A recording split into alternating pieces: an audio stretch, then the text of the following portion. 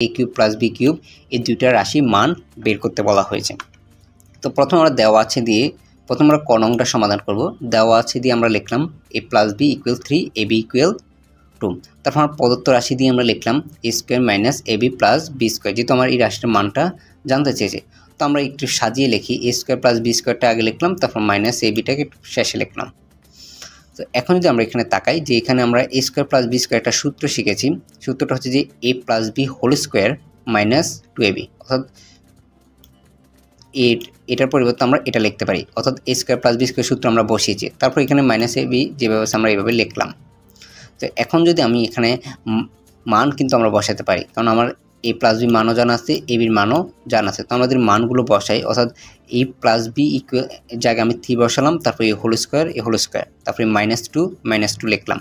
তারপর এবির মান কত আমরা জানি 2, তো আমরা 2 বসালাম। তারপর আবার মাইনাস এবির মান কত 2, তো আমরা লিখলাম -2। তো এখন আমরা এটা ক্যালকুলেশন করি যে 3 স্কোয়ার মানে কি বোঝানো হয়, দুইটা 3 গুণ। তো দুইটা 3 ধরে আমি গুণ করো, দুইটা 3 যদি তোমরা গুণ করো তাহলে কত পাবে 9।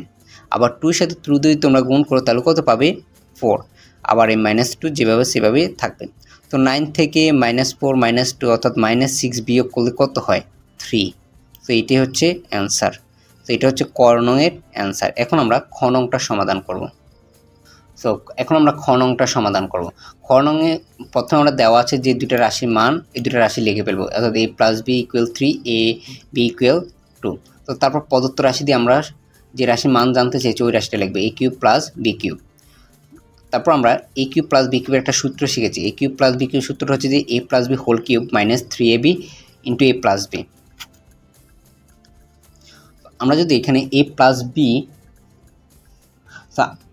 এই রাশিটা এটার সূত্র আমরা বসালাম। সূত্র বসানোর পরে তোমরা যদি এখানে খেয়াল করো যে এই প্লাস বি মানও আমার জানা আছে, এ বির মানও জানা আছে, আবার এখানে এই প্লাস বি মানও জানা আছে।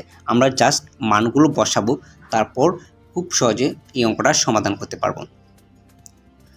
এ প্লাস বির জায়গায় আমি বসতে পারি 3, আর এই উপরে হোল কিউব, কারণ এই প্লাস বির মান কত 3। তারপরে এই -3, এই -3 বসালাম।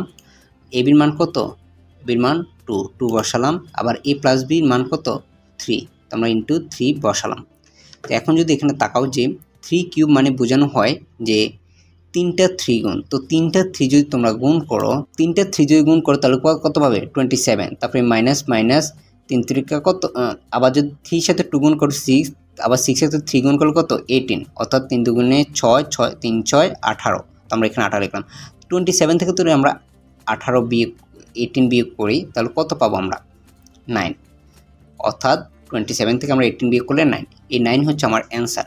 আশা করি তোমরা ক নং এবং খ নংটা বুঝতে পেরেছো। এখন আমরা